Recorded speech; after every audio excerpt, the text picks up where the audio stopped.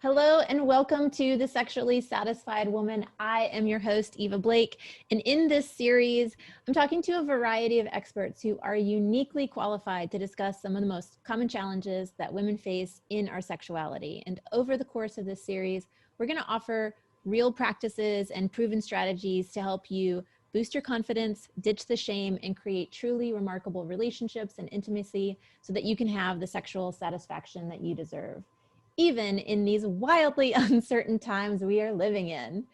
And it's my big pleasure to welcome Cyndi Darnell to this series. She is a New York-based, internationally renowned sex and relationship therapist and clinical sexologist. She's originally from Australia, and her approach spans the clinical to the esoteric. Her podcast, The Erotic Philosopher, and her other online courses meet today's adult sex education needs by bridging the gaps in people's knowledge regarding pleasure, relationships, passion, and desire. Her work and wisdom has been featured in academic journals and mainstream outlets like the Oprah Magazine and the New York Magazine and Bustle and Vice and the Aussie TV series LukeWarmSex. She maintains a global consulting practice in New York City and offers insights into the quandaries of the erotic to transform fear into freedom. So welcome, Cyndi Darnell. Thank you, Eva. It's lovely to be here. Excellent. Thank you. So you work with lots of couples in your practice where women are reporting low libido. So can we just unpack what that means? Like, what is the difference between libido and sex drive and sexual arousal? Good. That's a very good place to start. So yeah, I work with a lot of couples. I also work with individuals. And I think low libido or a lack of enthusiasm for sex is definitely the number one topic that people come to me with. And it used to be just sort of women, but increasingly I'm getting a lot of men who are experiencing this. So it's not strictly a woman's problem, and we're going to look at it today through a woman's lens. So, you know, the difference between low libido and sex drive, when we're talking about it broadly, they're effectively the same thing. It's whether or not you're, interested in having sex. And one of the things I think that's crucially important that we look at when we talk about are you interested in having sex is what do we mean by sex rather than what do we mean by libido? Because libido or sex drive or desire, for me, actually, I use those words interchangeably. I don't really make a distinction between them. But when I talk about sex, I'm much more interested in drilling down, well, what do we mean there? Because I think we do need to get more specific, because sex can be so many things. And I think for a lot of women, particularly women who have sex with men, they think of sex as penis and vagina sex. And penis and vagina sex is great. And it's also the thing that we tend to default to when it comes to thinking about sex. And actually, out of all of the things that we can do in the sex world, penis and vagina sex is kind of the least interesting, the least exciting. And the reason that I say that is not because I'm opposed to it. I'm not. I think it's great, actually, personally. However, it is, in my opinion, the white bread of the sex world. And what I mean by that is that, white bread's delicious. Who doesn't like white bread? White bread is inoffensive, it's pleasant, but it's an accompaniment. And I think we've been tricked into thinking that it's the main meal when it's not really the main meal, especially not for women and our bodies. It is the side dish. It's what we use to sort of scoop up the sauce at the end of the meal. But if you were eating a steady diet of white bread every single day with nothing else, just white bread, would you want to have that every day? You'd probably get a little bit bored with it. So when we start talking about desire, when we start talking about libido, and then I ask about sex, and if women say to me, well, I'm eating white bread every day, and I'm like, yeah, well, I'm not surprised that you don't want it, And so it starts to separate and tease out the distinction between what's wrong with me, which is often what women will say. What's wrong with me? Why don't I want sex? And I'm more interested in flipping that conversation and flipping that question to say, what needs to change? Because if the sex you're having is not that satisfying, It's like white bread. It's not awful, but it's just not great. And you don't want it all the time. What can we add to it or even substitute to have something else? We don't have to have white bread. We can have potatoes. We can have pasta. We can have rice. We can do no carbs at all. We can do something else entirely. So this is much more where I'm interested in facilitating conversations with women about desire. Is not what's wrong with you. It's more like, what do you want? Mm-hmm. And so what are women saying, the women who you're talking to who say, I'm not having fun in my sex life? What are they saying that they really want? Well, you know what? This is the interesting thing, Eva. Most of the time, they don't know what they want. I thought you were going to say that. Yeah. When I say to women, what do you like? What do you like to do in bed? Or what have you liked in the past? Or how do you want to be touched? Or some variation on that question. And almost 100% of the time, they say, I don't know. I don't know what I like. I don't know what I want. So this is a common situation, and we can drill into it from lots of different perspectives. And again, I don't want to put the blame on women and say, well, it's because you're effed up, and it's because of your childhood, and it's because of this and that and da da da. And we could sit here for years talking about all the reasons why you don't know what you like, or we can spend some energy on actually driving into, well, if you had a magic wand and you could want whatever you wanted, what might you want? Allow your imagination to run and think about, if you don't know what you want in terms of physical touch, I can probably teach you that. But why don't you tell me how you want to feel? Mm-hmm. And then we can go from there.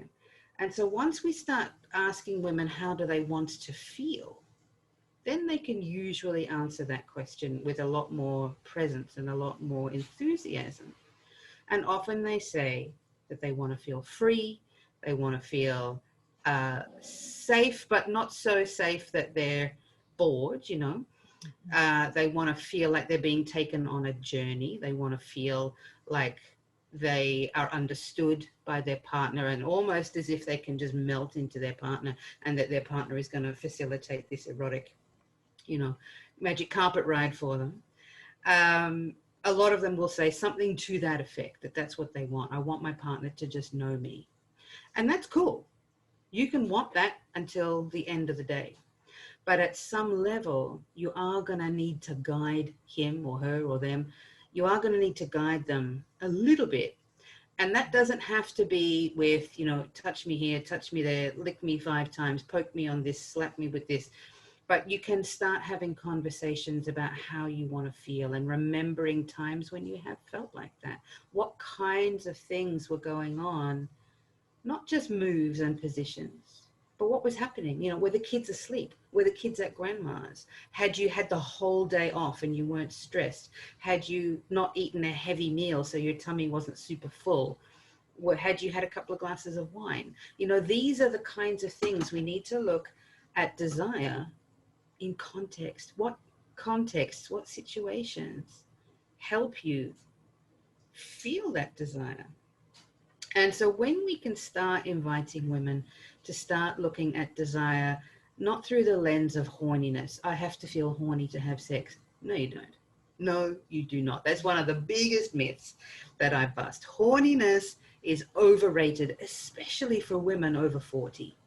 Women over 40, I'm not saying the women over 40 don't get horny. They do. I'm a woman over 40. I get horny sometimes, but just not as often as I used to, and not in the same ways that I used to. Now, what motivates me, now what turns me on is not just, random waves of estrogen. Now it has to be a bit more of a planned thing. I have to make sure that I've had a shower. I have to make sure that my sheets are clean. Because I like that. I don't want to get on in a dirty bed, but that's just me. There are other people who are fine with that stuff. But understanding that for me, and then planning my sex dates days in advance, so I've got time to mentally look forward to it. In fact, I have one tomorrow night. Let me just tell you that. But, we've been planning it since Wednesday. So, this is something that I look forward to, and it's not something that I necessarily want to do every day, but when I've got time to allow myself to look forward to it, that really, for me, that's my context. That's what gets me going and excited. So I know that by the time I get there tomorrow night and I'm in the mood and my partner's there knowing me and knowing what I, like and expect, because we've had that conversation, many times over the past couple of years, that it's going to be a fairly straightforward transaction from there, rather than getting to the event and then having to have the conversation about what I want. We've been having this conversation for 2 years already. Mm-hmm. And so and this keeps it moving. You're also talking about or busting the myth around spontaneity and making a plan. And I know that when I talk to people and couples and men especially, there's this resistance to making a plan or setting a date in advance, or planning to hopefully be intimate, or just setting aside the time to show up to see what emerges. So can you talk more about the value of making a plan versus just trying to rely on that wild, passionate thing that we see in the movies that's supposed to just like solve our sex dilemmas? Yeah, absolutely. So I think, the big thing really is that everything in life that we consider valuable, we plan. Everything. Whether it's having children, whether it's our careers, whether it's buying a house, buying a car, getting a dog, going on a vacation, any of these things that we consider valuable, important, education, we plan all of that stuff. And yet we don't plan our sex lives, because we've all been spoon-fed this, what I call the Disney narrative, is that when you find the right person, everything will just fall into place. And that is BS. It's just absolute lies. And it is the number one destruction of relationships. People blame porn. I blame Disney, actually. Well, not Disney specifically, but that Disney-esque idea of this perfect romance and the perfect love and the perfect marriage. It's just all BS. So the thing about planning, and people are like, I just want it to be spontaneous. So even when you were dating and you were having air quotes spontaneous sex, you were still planning it, because you were planning your dates. You were, messaging each other, or maybe old school, actually calling each other on the phone, talking to each other about, I can't wait to see you. And where are we going to go? We're going to have dinner at this place, or see this movie, or go to this bar, or, to this park, or rent this house for the weekend in the countryside, whatever, if that's planning. That's exactly what planning is. Planning is not scheduling it like you're scheduling a meal necessarily, or like, a meeting rather. It's more like scheduling time to prioritize what matters. You schedule time to go to the gym, even when you don't feel like it, but that if you don't go to the gym, you'll feel miserable. But if you do go, maybe getting there is a bit of an effort. But once you're there and your body is moving, and it's especially about the body movement, the hormones kick in, all of the endorphins kick in, and then you're happy that you're there. So I often say to people who say, I don't want to plan, or, I like my sex to be spontaneous.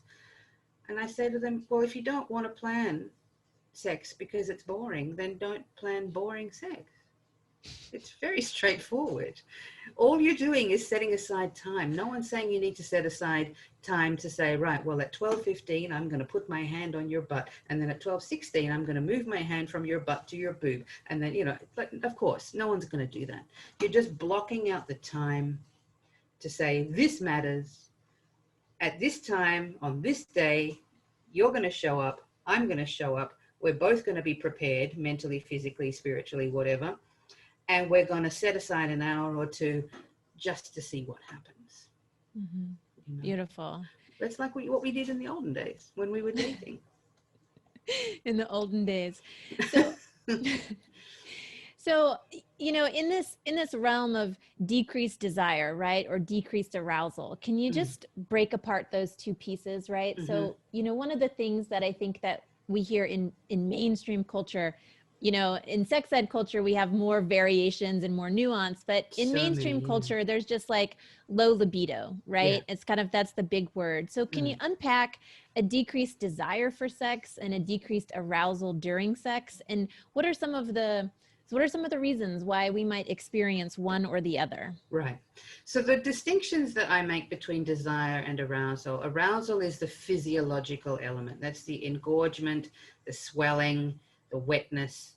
that is your vulva going from, you know, neutral as it is possibly now, like where we're just sitting and talking, through to it being, you know, darker in color, swollen, puffing out, wet maybe in some cases. That's arousal. And it's the same that happens in penises when an erection happened. That's arousal. It's literally the presence of blood flow. That's what arousal means. Desire, on the other hand, is what I refer to as the mental and emotional part of sex. So it's the fantasy element, it's the willingness, it's the part of you that gets butterflies in your stomach when you think about it, or it's the part of you that's like, well, I would like to feel excitement again, and I know that once I start, the mood will come to me. So I'm definitely prepared to show up for our date that we've planned on Saturday night, and I'm going to come with an open mind and, you know, my best underwear on, and we'll just see what happens. So that's the distinction that I make between those two. When arousal's not happening, so that's the physical part, there could be a bunch of reasons for that. It could be a health related thing. And if you are experiencing low arousal or no arousal, so no matter what happens, even with adequate time, and by adequate time, I'm talking about 30 minutes to an hour, not 2 minutes. For full arousal, and that doesn't mean like just rubbing your clitoris like a jackhammer. I mean sensual touch, even of yourself or from your partner if they touch you in ways that you like. It has to be about whether or not you like it. It's not about just tolerating touch because, you know, you're supposed to like it that way. If it's not what you like, you do have to practice saying so, but that's a slightly different thing. Allowing time for arousal. The older we get, the less sensitive our bodies are to touch, which is a very unfortunate truth, but they are often that way. Doesn't mean it's over. It just means we need more time. And fortunately, for a lot of us, as we get older, we do have a little bit more time. And we're not rushing. Who's rushing? Especially not during COVID. We've literally got nowhere to go. So most of us are just hanging out waiting for something else to happen. You know, but if you're stressed and you've got small children at home, or even big children, a lot of folks our age have older children, and you don't have privacy and you don't have time off and you're just feeling like a workhorse all the time, that's going to contribute to you not having much arousal, because your body isn't primed for relaxation. So arousal happens when your body is relaxed. This is reliant on your nervous system. So if you're unwell, if you live with chronic conditions, if you have diabetes, if you have cancer, if you have, you know, if you have MS, any condition that a lot of women have to, you know, endure through their lives, these things can influence the ease with which your body moves towards arousal. It's not to say that it's not possible, but you know, living a sex positive life means accepting that your body is not how it was when you were 16, and that this is a good thing. And you make concessions to accommodate your body to meet your sex life and to meet your sexuality where it is at. Your body is capable of extraordinary pleasure if you learn to read its language. And that's not body language. It's your body's language. It's a different thing. And that takes time. It requires you to slow down. It requires you to be deliberate and intentional. And it also means, whether you have a partner or not, you can do this, but it does mean getting real with yourself and going into, how do I want to feel and what kinds of things will allow me to go there. Beautiful. Thank you so much for unpacking that. It was really, really lovely. I mean, this question of, you know, what do I want? What do I want to feel? How do I get there? You know, with the women that I have worked with and friends that I've had, you know, sometimes it takes us quite a long time, not just an hour one day, but years and years to make sense of what my body wants now, rather than how it behaved 10 years ago, or how it behaved when I was first learning how to do sex, or when I was doing it and I wasn't really doing it well, right? Yeah, what do I want now? And especially after children, or after any kind of disease that you were mentioning, or any kind of other symptoms that you might be dealing with, there's this whole other reality that we have to face, that we are maybe it's a wrestle, or maybe we're just accommodating, like you were saying. I think Mm-hmm. that's really valuable. So Mm-hmm. some of what you do is around somatics. So can Mm-hmm. you give some examples of what some somatic practices or some somatic solutions look like in this process of being curious about what is my body's language? Mm. So somatics basically means drawing wisdom from the body, not from the mind. So when I ask women, how do you like to be touched? And they say, I don't know. Or what do you like sexually? I don't know. That's in the realm of the mind, because the mind is like, don't know, foreign concept, don't ask me, I can't do that. And then they shut down, because it's like, oh, I can't answer a simple question like, what do I like? See, I told you I'm bad at sex. There's the evidence. And that's the end of the session. So I don't ask that question anymore. I learned that the hard way. So, so now when I start with, how do you want to feel? Almost always people can answer that question. That is somatics right there. When you start speaking your truth through the lens of feeling and sensation rather than thought and judgment, you're in a somatic interaction, because the mind is full of judgment. The mind will say stuff like, you're an idiot. See, I told you this wouldn't work. This is stupid. She doesn't understand me. I don't understand me. My husband's an idiot. All of this is all of the realm of the mind. But the body doesn't do any of that stuff. And the body doesn't really have a filter. It just gives you information. So even numbness, which a lot of women will say, I feel nothing, that's still a feeling. And so we can start there. It's about being willing to pay attention to the sensations or lack of sensations that your body is sharing with you. That's how it communicates. So numbness is a sensation, and numbness is welcome in my sessions. Pain is welcome in my sessions, and pleasure and arousal are welcome in my sessions too. I welcome the whole spectrum of sensations. So somatic living and unpacking desire through a somatic lens is allowing ourselves to imagine with sensation rather than thought. Thought can come into it. I'm not opposed to thought, obviously. I spend a lot of time in academia, but I know when it comes to sex therapy and sex counseling and sex coach, whatever you want to call it, I call it 100 different things, talking about sex for a living, we've got to start with the body. And any sexual coaching therapy practice that doesn't invite the body in, to me, just seems ludicrous. It's like, how? Really? I think the body is essential. So, and that doesn't have to mean anything explicit necessarily. I think also when we think of sex and bodies, we think of, pants off, we think of porn, we think of all this kind of stuff. And it can be that. And I'm in favor of all of those things. Sorry, I just hit the table. I'm in favor of all of those things. But it doesn't have to be that. It can be a fully clothed experience of eating a piece of chocolate. That can be incredibly arousing and erotic. It can be a scalp massage. It can be having someone lick the back of your neck really slowly. Any of these things can be a somatic invitation into understanding desire. And so when I start talking to women about how do you want to feel, and I give them a few examples like that, and then I see their little faces light up, and they know what I'm talking about. Or I'd like to describe your favorite dessert to me, and they'll be like, oh, I had this thing in Milan, blah blah blah, and it just bang, they start talking about senses. Instantly we go into that. When we start to talk about stuff that makes our body yearn, we automatically go into that language. It's the first way we communicate. When we're babies, that's all we have. Mm-hmm. So we all know how to do it. And this is, across cultures, across religions, across whatever background you have, you know how to do this. Mm-hmm.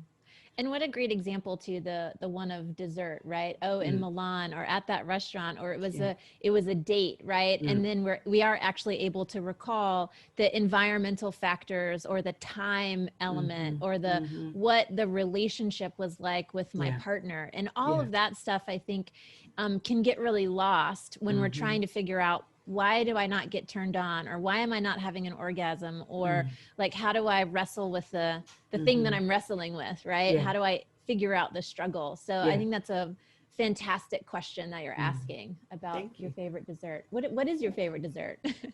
You know what? I'm actually not a sweet tooth. I am a savory person. So I will talk to you till the end of time about cheese. Yes. Cheese is my jam. I love cheese. I especially love French cheeses. I could go on, but I do love French and Spanish cheese. I like Spanish cheese too. Beautiful. Thank you. I want to ask you about the pink pill and what your, what your opinion is, what your observations are for people who have taken the pink pill. And can you just unpack, right, that, men have Viagra, and then there was this new series of medications that were targeted for women, specifically around female sexual desire disorder or dysfunction, right? Can you unpack a little bit of the world around that and what your observation is of whether or not this works and or why it doesn't? Okay. So to get people up to speed, around about 7 or 8 years ago, there was a lot, I mean, there had been a lot of research into what they were calling the female Viagra. And then 7 or 8 years ago, they came across something that ended up getting FDA approval, which its marketable name was Addy. Its clinical name was flibanserin. Anyhow, it was approved by the FDA, and everyone was excited. And it was this pill that women would take every day. And that's how it's different to Viagra. Well, I mean, there's a lot of differences. One of them is that Viagra you take at the time. With Addy, you would have to take it every day. It would also mean that you couldn't drink alcohol. Not that that really matters that much, but for people who like to drink, they wouldn't be able to. It would have an enormous impact on your day-to-day function, as opposed to Viagra, which you would only take at the time, and it would be in your system for the time it was working, and then you would pee it out and it would be gone. Of course, once it hit the market, it was a prescription-based thing, and it was a flop. Not many doctors were prescribing it. And the reason that they weren't prescribing it is not so much because it didn't work. That said, the research showed that it worked in a very, very low percentage of women. And when I say worked, I mean they were slightly more interested in having sex than they were, 3 months previously. Slightly. Taking this pill every single day for a slight increase in enthusiasm, to me, doesn't seem like a good deal. Where it's different from Viagra is that Viagra is an arousal drug. So it works on your heart rate, and it works on blood flow. So that's what provides an erection. So you can take, I mean, technically anybody can take Viagra. You don't need a penis. But you can take Viagra and it increases your blood flow. That's what the job of it is. It does nothing for desire. So if you are, a man and you have a penis and you struggle with erections and you take Viagra, it will potentially give you an erection. But if you have no desire, so remember, desire is the mental emotional part. If you have no desire, but now you have an erection, you're just going to be sitting there with an erection, but you're still not going to have any desire, because you'll just be like, now what? I still don't like you, So the presence of a pill doesn't make you have good sex. So the way that Addy was working, allegedly, was it had a similar effect to antidepressants. Not exactly the same, but it had a similar thing, that the theory being it would, unlock certain parts of your brain that they thought might facilitate you showing a little bit more interest in sex, in the same way that an antidepressant might have the same effect. That said, antidepressants are notorious libido squashers. So we don't really know, what we can do in terms of brain chemistry to facilitate desire. My hunch, I don't have clinical evidence for this, but my hunch as to why there will never be a pill for desire problems is because desire is a relationship with life. It's almost a spiritual discipline. So if you have very little interest in engaging with the world around you, and you just don't want to, because you just don't want to, there's never going to be a pill for that. But if through education and willingness and curiosity and the opportunity to take a risk and step outside your comfort zone a little bit. If you're up for that, you don't need a pill. You need a teacher or a coach or a therapist or a somebody to guide you and teach you how to reconnect with your body's language, because once upon a time you knew it. So this was the thing about the whole difference between Viagra and Addy, and they were looking and, even the terrible marketing campaign that they had around, it's the women's turn, it's our turn. They have this pill for men, why don't they have one for women? Well, A, because it's completely different, and B, desire is not arousal. And so to me, drug companies selling a drug when they don't even know the difference between desire and arousal, we should not be taking sex advice from them. Mm-hmm. So for anybody who's listening, who struggles with desire, who struggles with finding the mood, hope is not lost. And your answer is definitely not in a pill or an ointment. It's in a relationship with being alive. Mm-hmm. And that is something that we all have access to. Mm-hmm.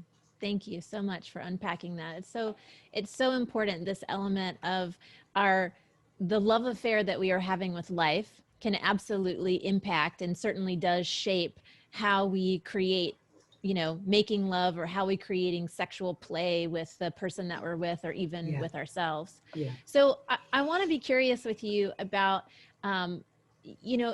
if I'm in a partnership, right? And I'm struggling, I don't feel desire either for the person that I'm with or just generally, right, in my life experience. I'm not excited about having sex. The idea of it kind of grosses me out or depresses me, or I'm just I can't deal with it. There's too much stress, right?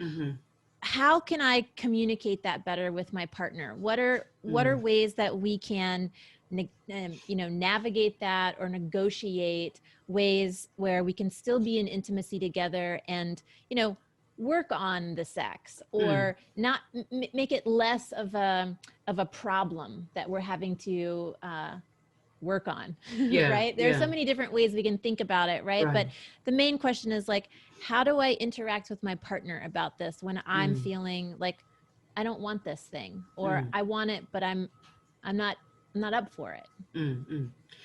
I think, if you've made a decision that again, it comes down to the kind of sex. Like if your partner wants penis in vagina sex, for example, and that's the thing that you don't want, then that's, you say that you don't want that, but I want this instead. If you don't want any touch at all, like none, you want to just not have a physical relationship with your partner, and you have historically had a physical relationship, but now you don't want them touching you at all, that's a different situation, because if you have had a physical relationship and you now no longer, you don't want kissing, you don't want cuddling, you don't want anything, that's probably going to be a much more delicate negotiation than negotiating, I don't want penis in vagina sex, but I'm okay with oral sex and hand sex, so you can sort of negotiate that way. But no sex at all, to go from some sex to no sex, is a much more delicate balance, because then also we do have to consider your partner's needs, because if they still want to have sex, and you absolutely don't want any physical contact, just because you don't want it, my personal position is it's not fair to say to them, well, you just, I don't want it, so you can't have it either. To me, that seems unfair. Right. So then we would potentially be negotiating a different kind of deal, and I would say that it's a deal, around allowing them permission to receive that kind of activity elsewhere, and that's a whole other conversation. That these days is one of the most popular options that people choose if they really decide that they don't want to have sex with their partner anymore and they don't want any kind of physical contact, but the relationship is robust enough and it's worth saving, that they will include other partners if that has not already been included in the past. Whereas I think even 10 years ago, that would have been considered taboo.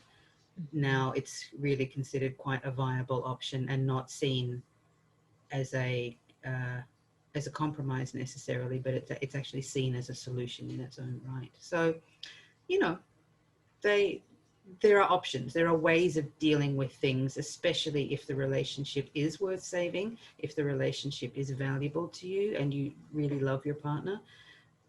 They are some of the things that, and again, you might need help in facilitating those complicated conversations and the complicated feelings that come with that. That's what, you know, folks like me offer as well. But I mean, that's the world of sex and relationships. Sometimes it gets a little, you know, meaty and difficult, but meaty and difficult doesn't mean bad. Meaty and difficult means you're growing. And that's good, I think. Absolutely. And of course things change over time, right? Yeah. So the way in which we interact with our partner in communication or sexually when we first got together with them, or even after we've been with them for 5 or 10 years, is going to be very different if we're still with them in 20 or 30 years. Absolutely. Right? So yeah. I think that, you know, all these things that you've been talking around about asking ourselves the questions about not just what do we want, but how do we want to feel? How do we want to be in relationship is so valuable, because that will change over time in the variety of relationships that we have. Yeah. And that's the thing. I mean, change is good. We want change. And people who want certainty in sex and certainty even in relationships are often at the highest risk of losing their erotic connection, because, you know, certainty and repetition are notorious libido killers.